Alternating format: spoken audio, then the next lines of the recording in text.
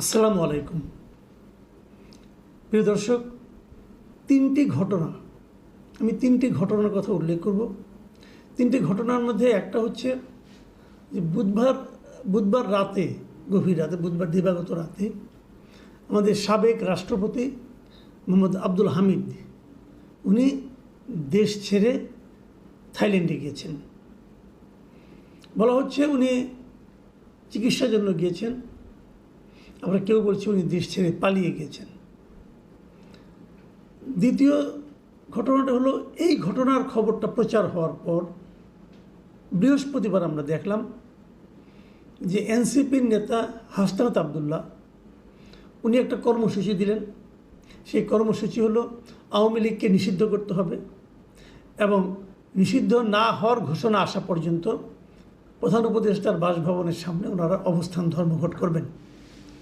শুক্রবার দিন দেখলাম যে তারা এই অবস্থান ধর্মঘটটাকে শাহবাগে নিয়ে গেলেন এবং শুক্রবার এমনিতেই সাধারণত প্রচুর মুসল্লিদের আগমন হয় নামাজে, জুম্মা নামাজে। শাহবাগে মোটামুটি লোক সমাগম প্রচুর হয়েছিল এবং তারা সবাই আওয়ামী লীগের নিষিদ্ধের দাবি করেছেন।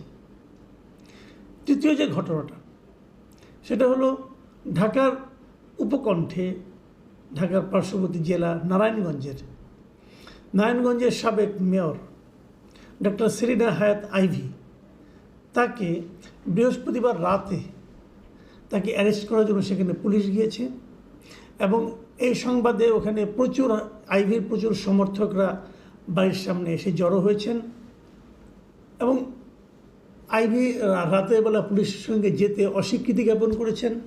উনি বলেছেন উনি দিনের আলো ছাড়া যাবেন না। পুলিশকে অপেক্ষা করতে হয়েছে।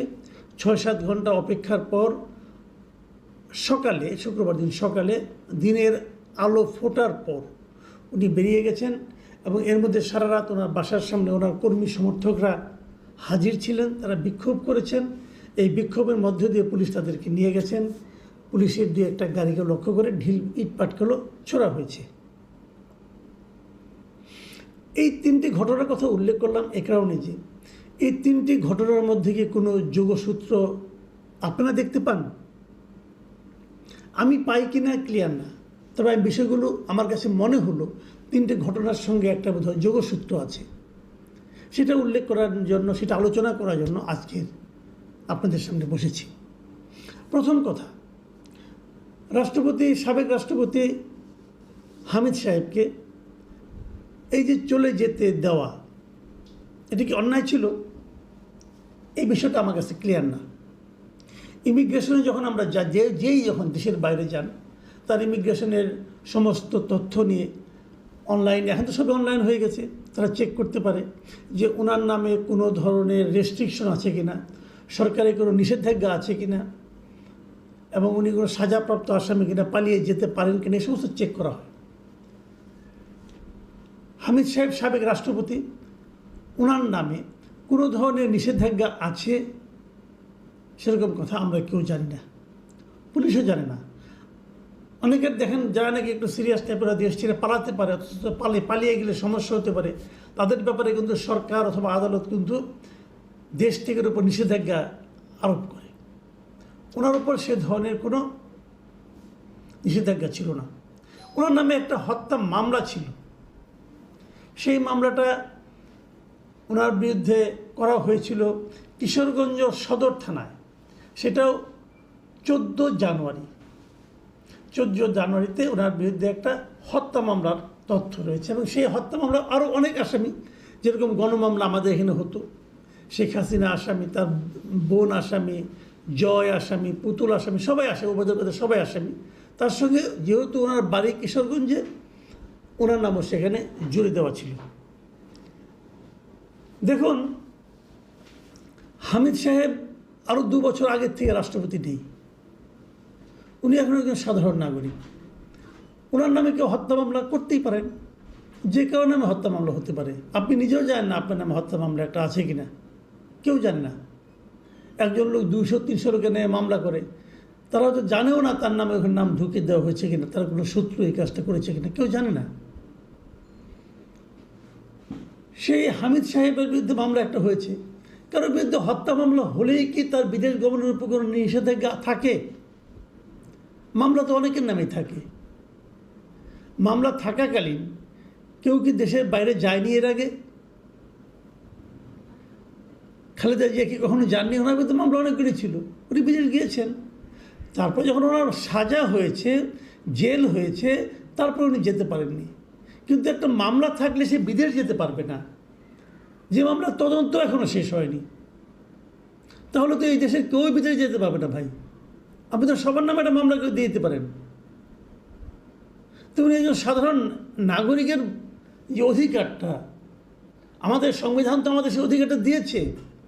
সংবিধান তো বলেছে একজন মানুষের চলাচলে, যাতায়াতে কোনো বাধা দেওয়া যাবে না। এটা সংবিধানের 34 এবং 102 ধারায় স্পষ্ট করে বলা হয়েছে যে বাংলাদেশি কোনো নাগরিককে যাতায়াতে বাধা দেওয়া যাবে না। তাহলে আপনি যদি না তার বিরুদ্ধে আদালতে সুনির্দিষ্ট নিষেধাজ্ঞা না থাকে, তো ওনার বিরুদ্ধে কোনো নিষেধাজ্ঞা ছিল না তো। কিন্তু এটাকে অপরাধ হিসেবে বিবেচনা করা হচ্ছে কেন? এবং এটাকে অপরাধ হিসেবে বিবেচনা করে এরই মধ্যে একজন এসপিকে, আপনার কিশোরগঞ্জের এসপিকে এবং ইমিগ্রেশনের এসপিকে এদেরকে প্রত্যাহার করা হয়েছে কেন? তারা কি এই শাস্তির যোগ্য? কোন অপরাধে বলতে হবে? তা না হলে হবে কি, আইন তো আপনি এক একজনের জন্য এক এক রকম হতে পারে না। উনি আওয়ামী লীগ আমলে প্রেসিডেন্ট ছিলেন, এক কথা অসুবিধা নাই, কিন্তু বাংলাদেশের আইনে কিনে লেখা আছে যে যদি কেউ কখনো জীবনে কোনো দিন আওয়ামী লীগ করেন তার জন্য এক আইন, আর যারা বাকিরা আছে তার জন্য অন্য আইন। এটা কি লেখা আছে?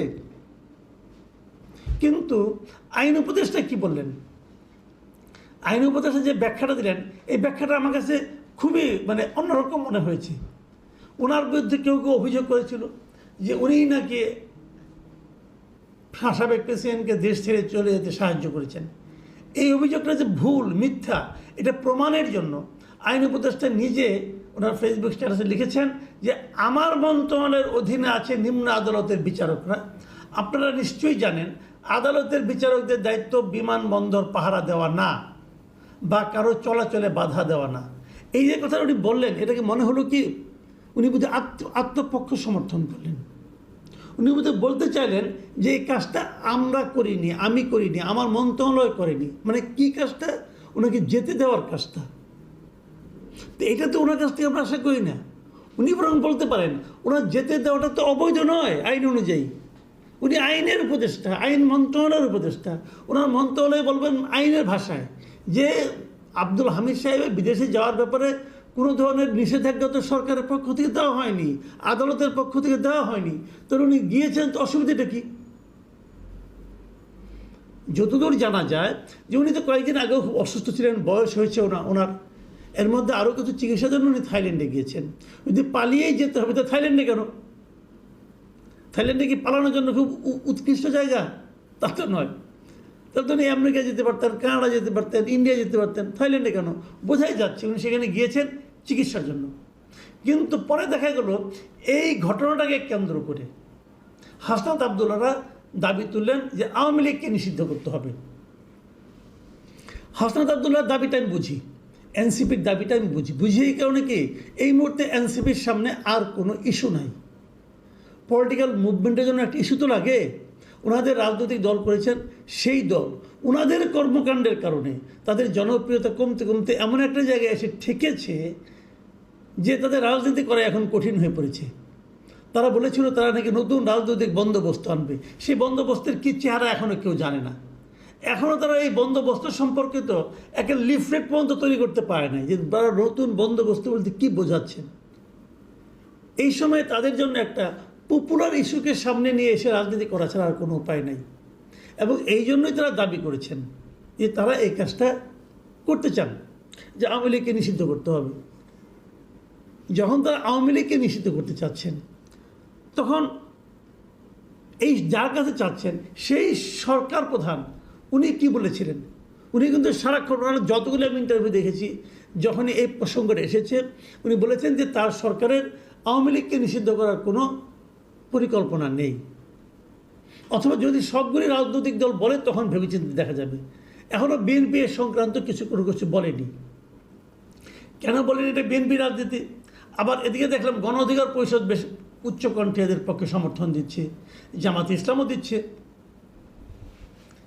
এভাবে একটা পলিটিক্যাল পার্টিকে নিষিদ্ধ করা যাবে কি যাবে না, এটা নিয়ে আবার দেখলাম সজীব আসিফ মাহমুদ সজীব ভিয়া উনিও কালকে দেখলাম একটা স্ট্যাটাস দিয়েছেন যে আওয়ামী যুবলীগ এবং স্বেচ্ছাসেবক লীগকে নিষিদ্ধ করা হচ্ছে। এই যে নিষিদ্ধ করা রাজনীতির মধ্যে আমরা ঢুকে যাচ্ছি, আমরা দেখেছি অতীতে যে নিষিদ্ধ করা রাজনীতি কোনো সুফল বয়ে আনে না।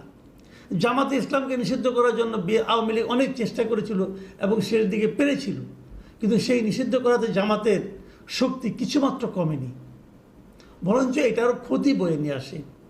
আমরা একটা গণতান্ত্রিক আবহাওয়ার দিকে যেতে চাচ্ছি, গণতান্ত্রিক পরিস্থিতির দিকে যেতে চাচ্ছি। সেই সময় এই নিষিদ্ধের রাজনীতি কি খুব অপরিহার্য? এই বিষয়টা আমার কাছে ক্লিয়ার না। তারপর আমি তৃতীয় প্রসঙ্গটা আসি। এরই মধ্যে হঠাৎ করে মেয়র আইভিকে ধরার প্রয়োজনটা কী পড়ল? উনি তো দেশ থেকে পালান নাই, উনি দেশেই ছিলেন, এলাকাতেই ছিলেন, প্রকাশ্যেই ছিলেন। তো ওনাকে এতদিন ধরা হয়নি, হঠাৎ করে কাল রাতেই তাকে ধরতে হলো কেন? তার বিরুদ্ধেও তো মামলায় তেমন কোনো কিছু হয়নি। ওরকম একটা গৌরহ মামলাতে গণমামলায় ওনার নাম ঢোকানো হয়েছে এবং উনি তো যাওয়ার সময় ঠিকই বলে গেলেন এবং উনি সরকারের বিরুদ্ধে অভিযোগ দিয়ে গেলেন যে সৎ রাজনীতি করার কি এই হলো তার পুরস্কার। এবং আইনুর রহমান সারা জীবন দেখেছি উনি ওখানকার আওয়ামী লীগের যিনি মূল পান্ডা ছিলেন শামীম ওসমান, তার বিরোধিতা করে রাজনীতি করেছেন। উনি যে 2-3বার মেয়র হয়েছেন, কোনোবার তো উনি নৌকা মার্কা নিয়ে মেয়র হন নাই, উনি নৌকা মার্কার প্রার্থীদের সঙ্গে বিরোধিতা করেই মেয়র হয়েছেন। তাহলে উনিও কীভাবে স্বৈরাচারের দোষর হয়ে গেলেন, এটাও আমি বুঝলাম না। নাকি আমরা মাঝখানে একটা আওয়াজ শুনেছিলাম যে একটা রিফাইন্ড আওয়ামী লীগ গড়ে তোলার আওয়াজ শুনেছিলাম, এবং এই রিফাইন্ড আওয়ামী লীগ গড়ে তোলার ক্ষেত্রে যাদেরকে শীর্ষ পর্যায়ে যাদের নাম উচ্চারিত হয়েছিল তার মধ্যে কিন্তু ডাক্তার সেলিনা হায়াৎ আইভির নামটা ছিল। তাহলে কি সেই উদ্যোগটাও একই সঙ্গে কাজ করছে যে আওয়ামী লীগ নিষিদ্ধ হবে, নতুন একটা রিফাইন্ড আওয়ামী লীগ গড়ে উঠবে? এবং কালকের ঘটনায় আমি তো মনে করি সেলিনা হায়াৎ আইভির ইমেজ আরও বেড়ে গেছে এবং বোঝা গেছে যে ওই এলাকায় ওনার বিকল্প নেতৃত্ব খুব কমই আছে। এই যে ইমেজ বৃদ্ধি, এটাকে ওই কারণেই, ওই প্রচেষ্টার কারণে? আমি কিছু জানি না, আমি এটা বলতেও পারবো না। এই সবগুলি ঘটনা মিলে একই সময়ে এতগুলি ঘটনা ঘটার কারণে আমি একটা জাস্ট একটা ধারণা করছি মাত্র। প্রিয় দর্শক, আপনারা মিলিয়ে নিন, অথবা আর কটা দিন অপেক্ষা করুন, দেখা যাক কী হয়। এখন এই পর্যন্তই। আল্লাহ হাফেজ।